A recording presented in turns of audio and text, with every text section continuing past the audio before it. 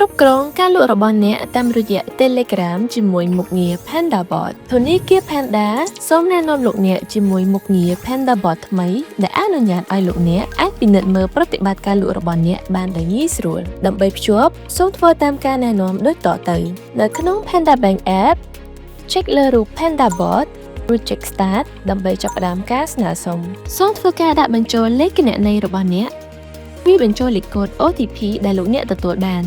បន្ទាប់មកអ្នកនឹងទទួលបានសារបញ្ជាក់ថាការស្នើសុំរបស់អ្នកទទួលបានជោគជ័យបន្ទាប់ពីស្នើសុំបង្កើត PandaBot បានជោគជ័យហើយជំហានបន្ទាប់សូមចូលទៅកាន់កម្មវិធី Telegram បង្កើតក្រុមលក់ដោយធ្វើការ add សមាជិកដែលលោកអ្នកចង់ឲ្យឃើញប្រតិបត្តិការលក់ជាមួយនឹង PandaBot ដែលលោកអ្នកទើបតែស្នើសុំរួចធ្វើការដាក់ឈ្មោះហាងរបស់អ្នកជាការស្រេចបន្ទាប់ពីបង្កើតហើយលោកអ្នកនឹងទទួលបានសារជូនដំណឹងបញ្ជាក់ថាការភ្ជាប់ក្រុមលក់ជាមួយ PandaBot ទទួលបានជោគជ័យ